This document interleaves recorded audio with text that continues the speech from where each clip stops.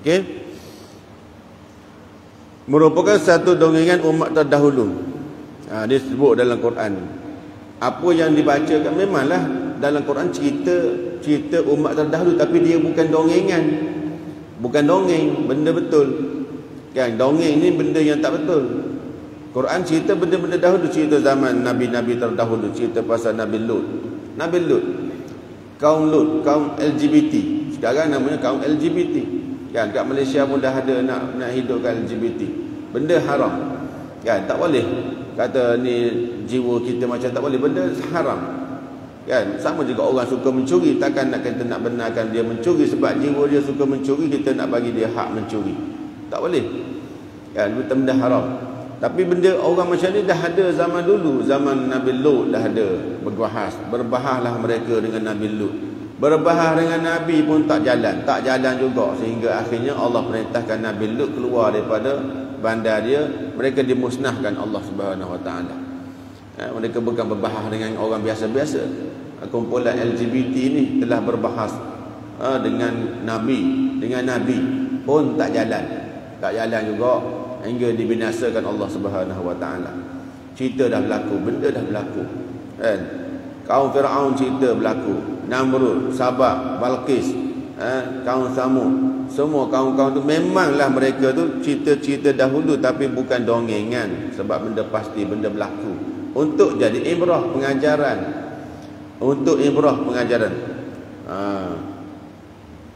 Jadi bila mana datang ayat Quran, wa idza qila lahum madza anzala rabbukum, orang tanya apa yang Tuhan kamu turunkan ke atas kamu? Quran lah. Tak, bukan Quran. Mereka kata apa? Qalu asatirul awwalin. Mereka jawab, tak ada benda, cerita-cerita lama je, dongeng-dongeng je. Ini sikap mereka terhadap Quran. Nabi Muhammad pula seorang penyihir, ahli sihir, atau seorang yang gila atau penyair. Ini semua disebut dalam Quran.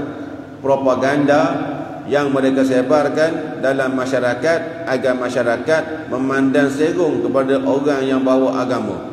Siapa yang bawa agama? Nabi SAW. Mereka nak memburuk-burukkan ajaran Nabi, tak boleh.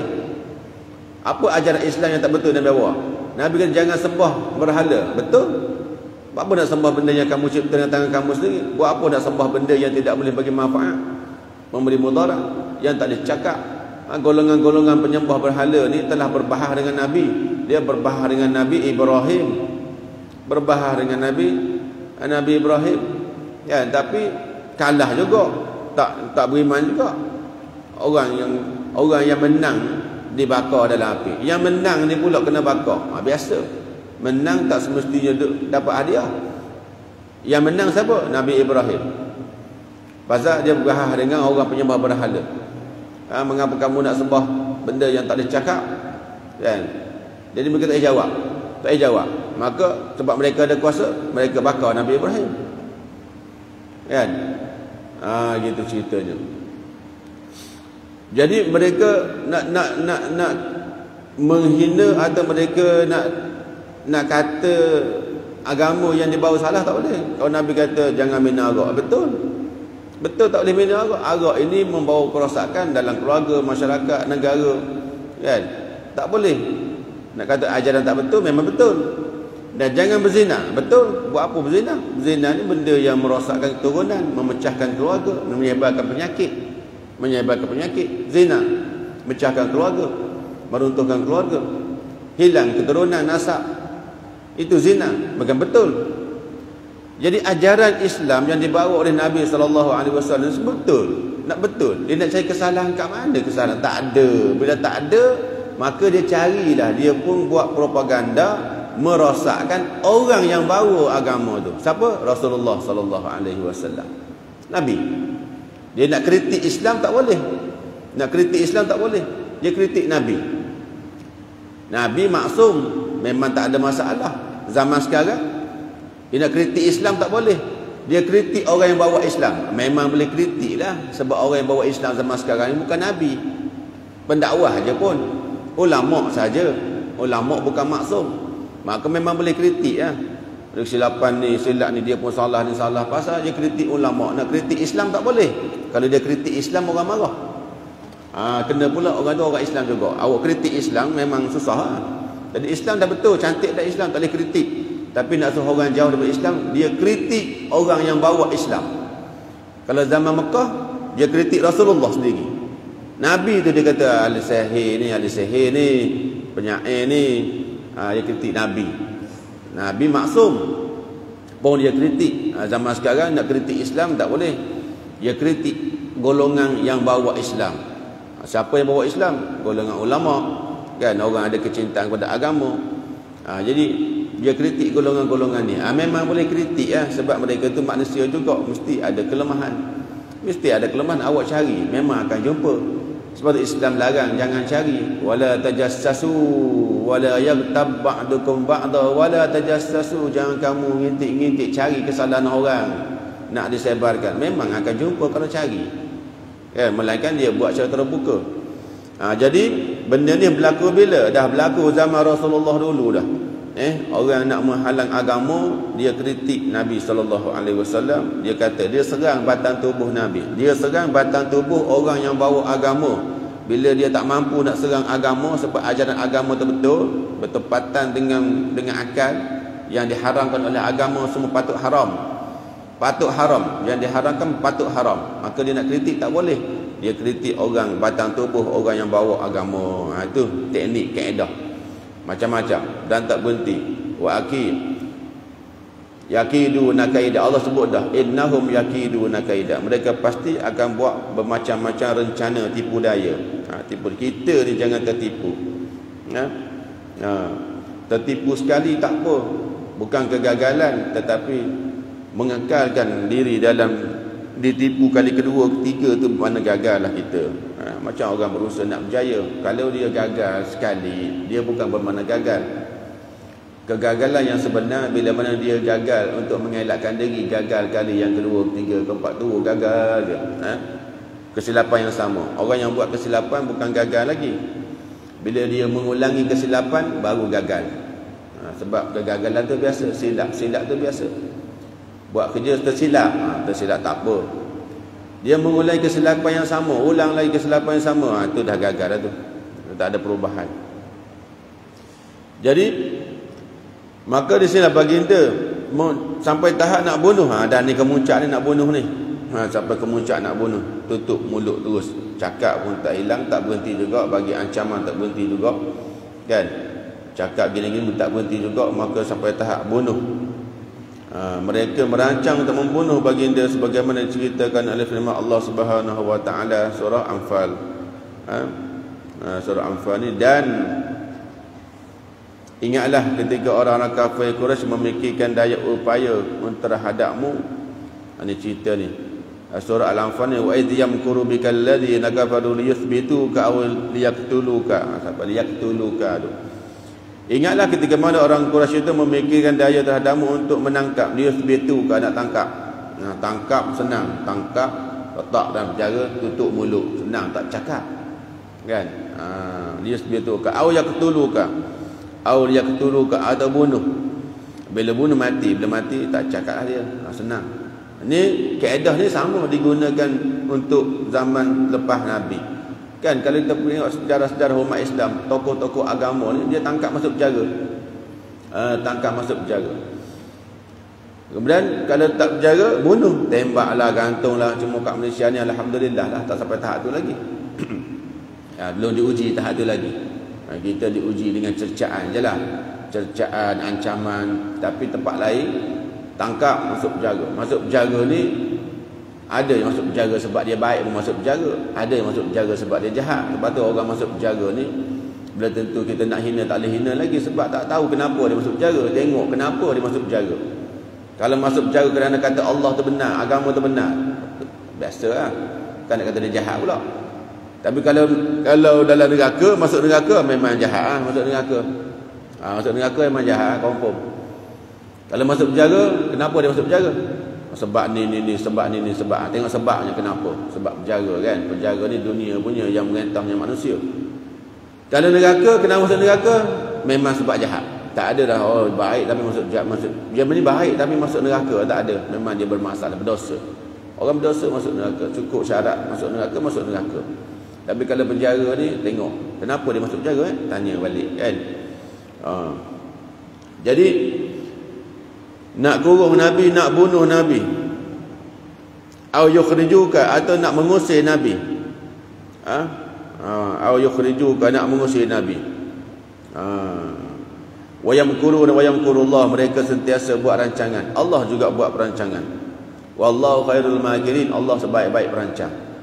Yang berlaku semua dalam rancangan Allah Ta'ala. Kita menjalani perancangan Allah Ta'ala ni. Kalau benda tu dalam kita rasa macam musibah, kita kena sabar. Sebab tu perancangan Allah, semua perancangan Allah berlaku, takdir Allah Ta'ala. Kalau kita rasa betul, cantik, kita alhamdulillah, syukur kan. Kalau kita rasa tak sama dengan perancangan kita, kita kena sabar kan. Kalau sama dengan perancangan kita, kita kena syukur. Mungkin betul, mungkin tak betul, wallahu a'lam. Tapi itu ceritanya, semuanya kita merancang, golongan kafir merancang, Allah juga merancang. Kesudahannya wallahu khairul makirin, Allah sebaik-baik perancang. Jadi dalam ayat surah Al-Anfal ni Allah sebut, ini perilaku orang kafir. Sentiasa memikirkan, mereka berfikir untuk menentang Nabi SAW. Anak-anak kita tu ada golongan yang sentiasa berfikir nak rosakkan. Kita fikir nak hantar anak kita sekolah, biar berjaya kat sekolah. Ada kumpulan yang sentiasa memikirkan bagaimana aku nak sesatkan anak-anak muda Islam ni. Ada juga. Jangan kata kita je fikir kebaikan, kita nak remaja kita baik, gini-gini, kita fikir anak kita baik, kita fikir anak kita nak jadi baik. Ada orang fikir bagaimana dia nak rosakkan anak-anak muda ni. Ada juga yang fikir bagaimana nak rosakkan masyarakat. Ada orang fikir. Kita fikir kita nak baikkan masyarakat, bagaimana nak islah masyarakat, nak betulkan masyarakat. Yang suka, yang tak sembahyang, yang tak puasa, yang suka berhibur, kita nak fikirkan bagaimana mereka jadi baik. Ada kumpulan yang fikir bagaimana nak biarkan mereka rosak. Jadi masing-masing buat kerja lah. Masing-masing buat kerja kan. Walau mereka tahu mereka tu rosak sekalipun, mereka tetap nak merosakkan orang biar rosak sama dengan mereka. Macam Iblis lah. Iblis dia tahu dia masuk neraka. Iblis laknatullah, dia tahu dia masuk neraka nanti. Hidup lama tak mati-mati, daripada zaman Nabi Adam tak mati-mati kan. Tapi dia tahu dia masuk neraka, Iblis ni. Tapi dia tak nak masuk neraka seorang-seorang, dia nak ajak juga ramai-ramai masuk neraka sama dengan dia. Ini perangai Iblis. Jadi orang yang jahat ni, kadang-kadang dia tahu dia jahat, tapi dia nak ajak orang sama-sama buat jahat kan.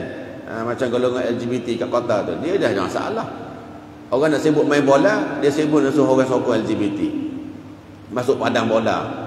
Bukan bawa bola, bawa logo sibuk LGBT. Dia tahu dia tak betul, dia nak rosakkan orang biar sama dengan dia. Jadi akan ada dua kumpulan sentiasa yang berperang ni.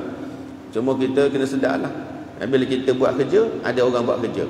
Jadi kita jangan tak buat kerja, sebab mereka sentiasa bekerja. Namun Allah menegaskan, ini nak bagi motivasi kepada kita dan bagi ancaman kepada golongan yang menentang Allah dan Rasul. Dia dua, serampang dua mata. Satu peringatan untuk dua tujuan. Tujuan pertama, motivasi, kekuatan kepada golongan yang beriman.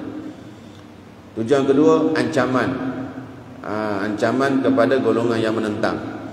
Jadi Allah menegaskan bahawa dia merancang untuk mereka perancangan lain, di mana mereka akan dibiarkan dengan kesesatan. Ini yang dikatakan dibiarkan oleh Allah Subhanahu Wa Taala dalam sesat. Kadang-kadang orang yang kekal fasik, melakukan dosa maksiat atau tidak beriman ini, mereka kekal dalam kesesatan. Itulah dikatakan sebagai satu bala daripada Allah Subhanahu Wa Taala. Tidak mendapat rahmat, tidak mendapat hidayah, kekal mereka dalam kesesatan. Dan mereka merasakan mereka betul kan.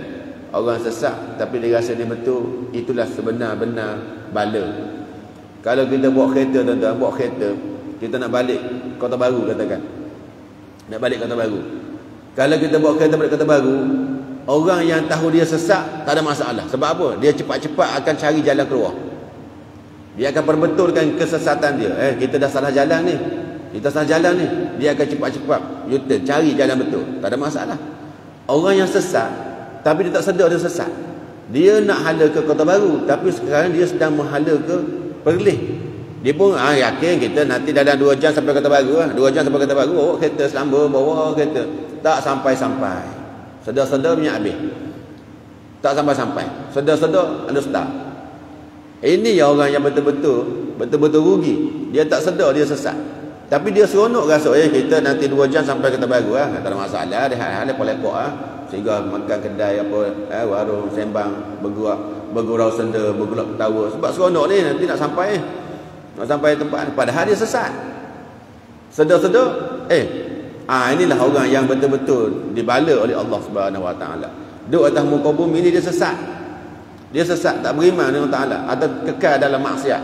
Ada Islam, dapatlah Islam sebab keturunan Islam, lahir-lahir mak bapak Islam, dapat Islam.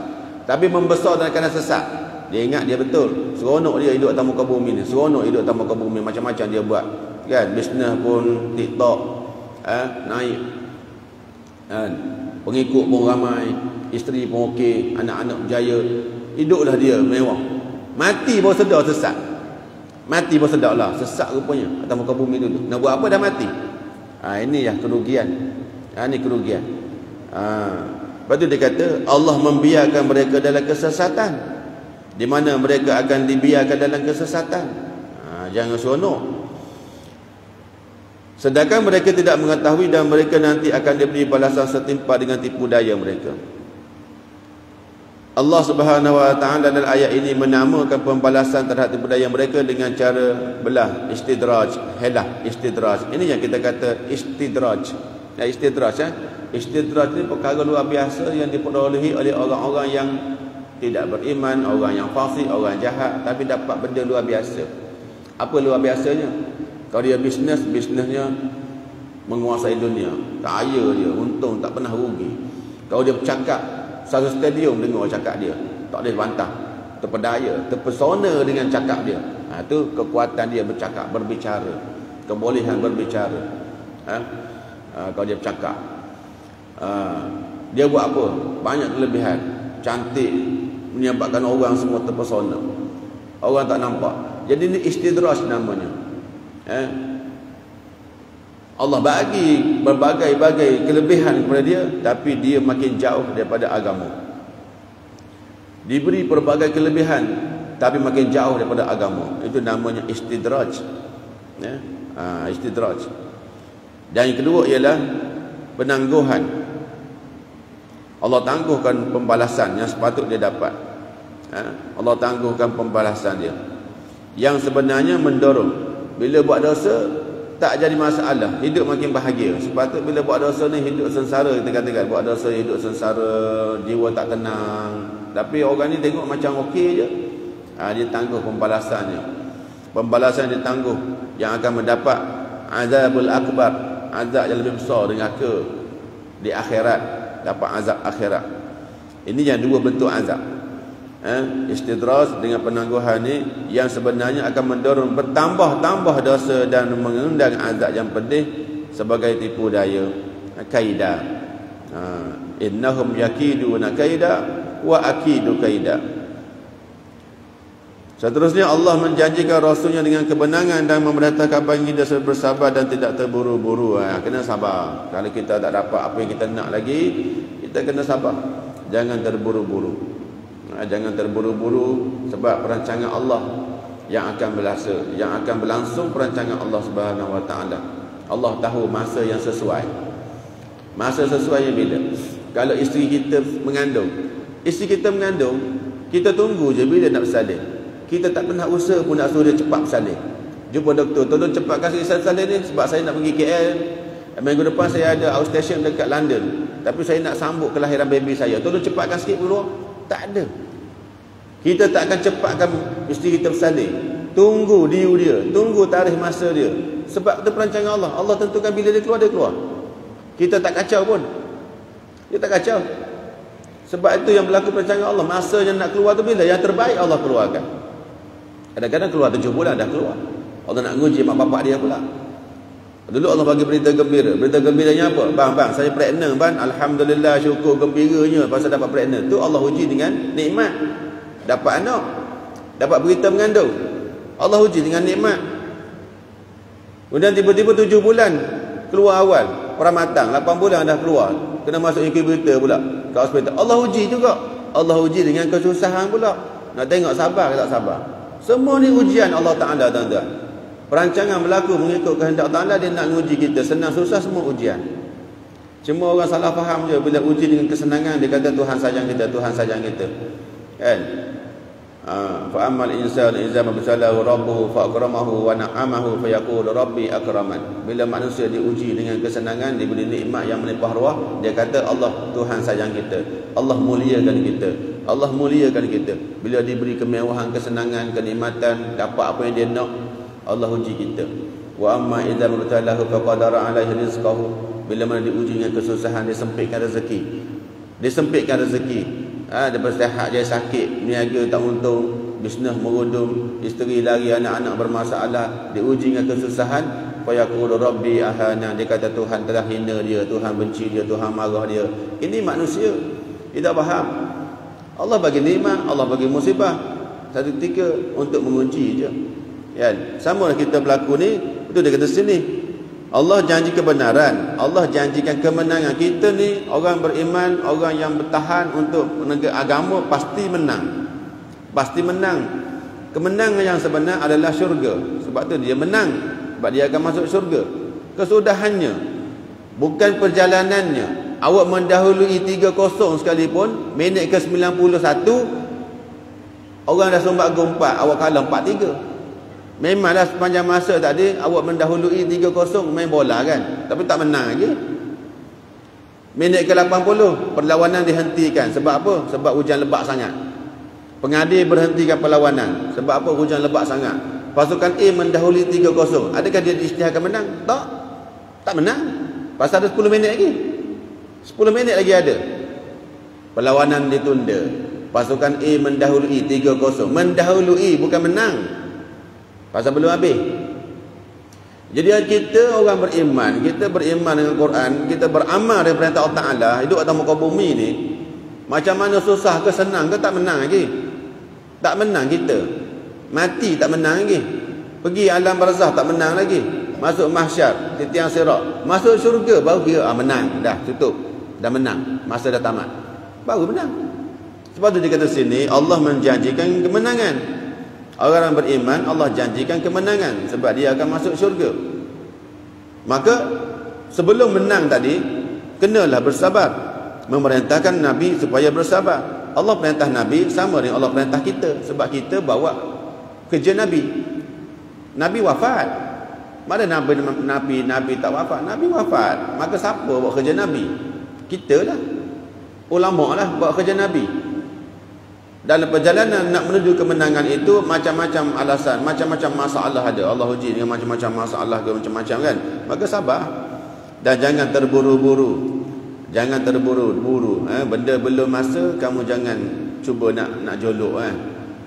Bawah durian, tak gugur-gugur durian ni. Jolok lah senang, tak boleh. Jangan jolok, tunggu lah. Dia gugur, boleh ambil. Masa dah sampai. Jadi famahilil kafirin, ini ayat yang terakhir ni, janji Allah Ta'ala ni, ancaman Allah Ta'ala ni, famahilil kafirin amhilhum ruwaida. Kerana itu tangguhlah orang-orang kafir itu, dan tangguhlah mereka barang sebentar. Ruwaida, famahilil kafirin. Sekarang atas muka bumi ni bagi penangguhan sekejap. Imhal, penangguhan. Ruwaida, sebentar aja. Ruwaida ni sekejap. Sebab atas muka bumi ni sekejap. Kalau tuan-tuan bandingkan kehidupan atas muka bumi ni sekejap lah. 90 tahun sekejap berbanding dengan akhirat, berbanding barzah. Macam alam rahim, alam rahim 9 bulan. 9 bulan kan sekejap je banding dengan alam dunia. 9 bulan banding alam dunia sekejap je. Kan? Tapi perempuan yang mengandung tu rasa lama sebab dia menanggung beban.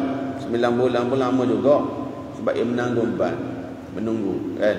Tapi bandingan dunia sekejap je 9 bulan. Dunia 90 tahun, lagi lama. Banding pula dengan akhirat, lagi dah lama alam akhirat. 1000 tahun dunia, 1 tahun akhirat, lagi lama perbandingan. Macam kita banding alam rahim dengan alam dunia lah kan. sekejap je Ruwaidah. Allah menangguhkan hukuman serta memberi peluang kepada mereka. Bagi peluang, moga-moga mereka bertaubat. Jangan kamu wahai Muhammad mendoakan kehancuran mereka. Nabi tak buat. Nabi boleh sabar, jangan mudah, jangan nak doakan kehancuran. Nabi memang tak pernah mendoakan kehancuran kan. Nabi Muhammad kita tak pernah. Nabi sentiasa mendoakan moga-moga mereka dapat hidayah ataupun zuriat keturunan mereka dapat hidayah.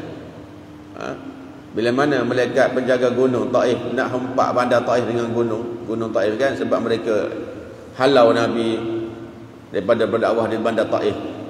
Malaikat penjaga gunung datang tawar kat Nabi, nak tak kita orang hempak aja penduduk Taif dengan gunung biar mati semua. Dan Nabi kata tak payah, biar. Nanti akan keluar sulbi mereka, keturunan yang memperjuangkan agama Allah. Biarlah mereka tak nak beriman, mungkin bukan bahagian mereka, mungkin bukan bahagian mereka nak dapat iman. Tetapi daripada keturunan mereka mungkin nanti keluar golongan-golongan yang beriman, yang berjuangkan agama. Ni pandangan Nabi, berpandangan jauh. Biarlah atuk ayah tak nak beriman tak apa, biar dia orang mati, dia anak-anak dia orang akan perjuangkan agama. Berpandangan jauh. Masih lagi mengharapkan kebaikan. Sekarang pun samalah, kita bawa kerja agama ni. Kalau orang ni tak nak beriman tak apalah, biar. Nanti mungkin anak cucu dia beriman kan. Sebab kerja kita cuma buat kerja agama, dapat pahala di situ. Majalah berjaya tak berjaya, itu kerja Allah Ta'ala lah menentukan bahagian masing-masing. Maka jangan kau minta mereka dihancurkan, jangan mereka minta dipercepatkan balasan, jangan minta sabar. Jadi kita sekarang kalau boleh sabar, jangan minta kehancuran, jangan minta orang mati, biar matilah orang tu, jangan. Bagilah dapat hidayah, panjangkan umurnya, moga-moga dengan panjang umur itu dapat hidayah Allah Ta'ala. Mungkin dia dapat hidayah dalam usia dah 100 tahun, tak tahu kita, wallahu a'lam. Kan para sahabat sendiri pun tengok sirah Rasulullah, ada yang cepat dapat iman. Abu Bakar Siddiq, Uthman bin Affan, kan, Ali bin Abi Talib, ni as-sabiqun al-awwalin, orang yang mula-mula masuk Islam, cepat dapat iman. Sahabat lain ada yang lambat, Umar Khattab lambat sikit, kan. Khalid Al-Walid lagi lambat, sempat jadi pemimpin perang lawan Nabi, perang Uhud. Lepas tu Makkah, sebelum buka Makkah lama, lepas tu baru dia masuk Islam, lewat masuk Islam. Muawiyah lewat masuk Islam. Abu Sufyan boleh buat. Tapi jadi nak ceritanya hidayah Allah ni sampai masa ada cepat ada lambat. Jadi kita kena bersabar. Kena bersabar. Jangan kata tak beriman orang ni. Tak ubah-ubah budak ni. Anak ni, budak ni tak ubah-ubah. Daripada tingkat 1 saya ajar dia, dah tingkat 4 dah, tak berubah lagi. Mungkin dia berubah nanti masuk universiti baru berubah, tak tahu. Mungkin masuk universiti pun tak berubah, dah berkahwin, dapat anak baru berubah, tak tahu. Masa perubahan tu. Maka kita kena sabar. Jangan meminta supaya dimusnahkan, dipercepatkan balasan. Sebaliknya redalah dengan apa yang telah dirancangkan oleh Allah untuk mereka. Reda ni maknanya kita kena sabar dan syukur. Reda tandanya sabar dan syukur. Bila mana diuji dengan kesusahan, sabar, itu tanda reda. Sabar tanda reda. Bila diuji dengan kesenangan, syukur, itu tanda reda. Syukur, senang sikit ke banyak ke, tetap benda tu senang, kita bersyukur walaupun tak sama dengan kehendak kita, kan. Syukurlah. Kita nak bini orang Kuala Lumpur, dapat orang Ganu, syukurlah. Pasal bini tetap bini juga, kan, nikmat kan. Maka kena syukur. Kalau tak sama kehendak kita orang Kuala Lumpur, tak apa, tetap juga bini Ganu pun. Jadi tu kena syukur dengan nikmat walaupun sedikit, walaupun tak sama kehendak kita. Dan kena sabar dengan musibah bala yang Allah bagi, ujian. Sebab itulah tanda redha. Maka tenanglah engkau sini makna Muhammad sallallahu alaihi wasallam. Bila Nabi redha, Nabi tenang. Kalau kita pun redha, kita boleh tenang lah. Kita rasa tenang, kan? Sebab kita dah redha. Kita berusaha lagi untuk mendapatkan, menghilangkan bala musibah kesusahan tersebut. Usahalah nak hilangkan, dan usahalah untuk dapat apa yang kita nak. Tapi apa yang kita dapat, kita redha. Itu dapat untuk mendapatkan ketenangan. Jadi akhirnya famahilil kafirin amhilhum ruwaida, ayat terakhir itu memberi motivasi kepada kita orang-orang yang memperjuangkan agama. Ini untuk Nabi, tapi untuk kita juga. Dan juga ancaman kepada orang-orang yang menentang agama ni. Kemudian diulangi pengertian di atas sekali lagi sebagai suatu penegasan. Allah ulang balik itu penegasan.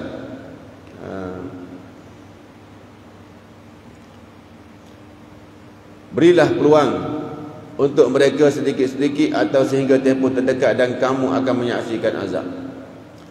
Azab pembalasan, akibat dan kebinasan yang akan menimpa mereka seperti yang dinyatakan oleh Allah dalam firman surah Luqman, surah Luqman ayat 24. Numatti'uhum qalilan thumma natarruhum ila 'adzabin ghaliz. Ada. Numatti'uhum qalilan, kami biarkan mereka bersenang lenang qalilan, sebentar aja.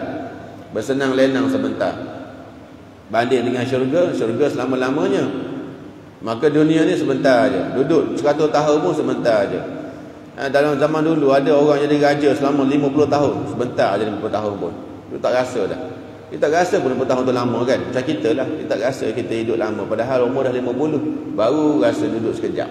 Dah cucu dah besar dah, tapi rasa macam sekejap je duduk. Dan nak pencing dah kan, hari yang nak jaga kerja kerajaan kan, kita rasa sekejap kan. Numatti'uhum qalilan, kami biarkan mereka bersenang lenang sekejap, qalilan, sebentar. Thumma natarruhum ila 'adzabin ghaliz, kemudian kami paksa mereka masuk dalam seksa yang keras. Seksa keras ni apa? Neraka kekal. Bukan qalilan dah, kekal kan. Ini ancaman Allah Ta'ala. Ini janji buruk yang dahsyat berlaku ketika peperangan Badar.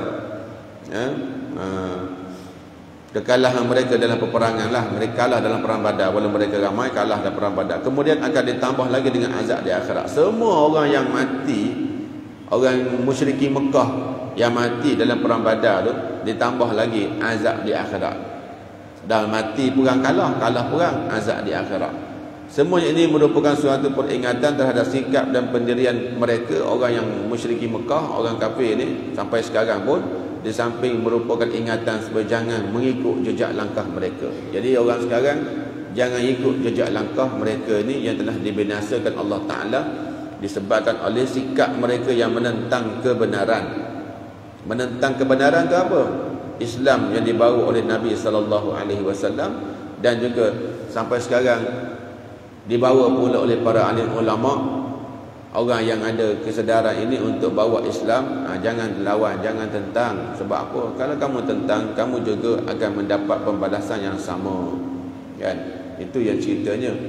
Jadi cerita-cerita dalam Quran ini untuk jadikan ibrah, pengajaran agar kita tidak mengulangi perkara sama yang menarik bala, menarik azab. Bahkan hendaklah melakukan perkara sama yang menarik rahmat Allah Ta'ala.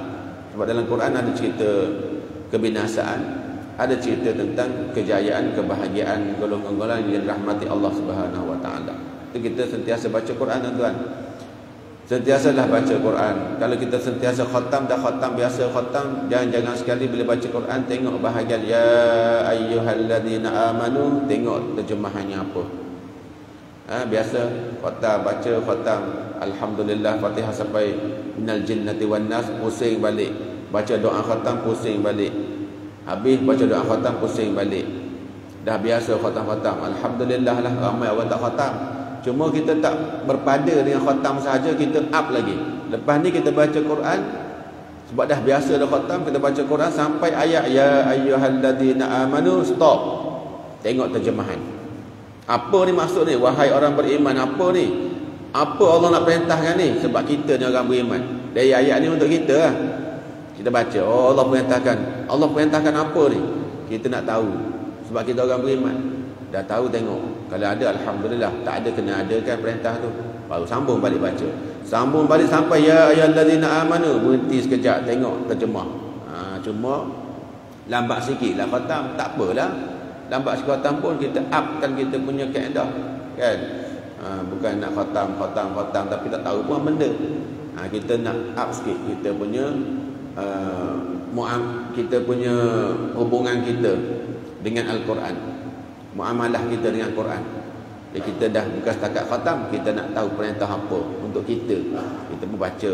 Moga-moga kita dapat panduan yang selayaknya daripada Al-Quran. InsyaAllah tuan-tuan kita sambung nanti pertemuan yang akan datang tentang pedoman hidup, apa ibrah pengajaran yang kita dapat daripada bahagian kedua ini. Astagfirullahalazim allazi la ilaha illa huwal hayyul qayyum wa atubu ilaih. A'udzu billahi minasyaitonir rajim. Bismillahirrahmanirrahim. Alhamdulillahi rabbil alamin wassalatu wassalamu ala asyrafil anbiya wa mursalin sayyidina Muhammad wa ala alihi wa sahbihi ajma'in. اللهم إنا نسألك علما نافعا وعملا متقبلا ونعوذ بك من علم لا ينفع من قلب لا يخشع ومن دعاء لا يستجاب. اللهم انفعنا بما علمتنا وعلمنا ما ينفعنا. اللهم زدنا علما وارزقنا فهما وأنت خير الرازقين. ربنا آتنا في الدنيا حسنة وفي الآخرة حسنة وقنا عذاب النار. وصلى الله على سيدنا محمد وعلى آله وصحبه وبارك وسلم والحمد لله رب العالمين. تقبل الله منكم. سبحانك اللهم وبحمدك أشهد أن لا إله إلا أنت أستغفرك وأتوب إليك. والعصر إن الإنسان لفي خسر إلا الذين آمنوا وعملوا الصالحات وتواصوا بالحق وتواصوا بالصبر. صدق الله العظيم. السلام عليكم ورحمة الله وبركاته.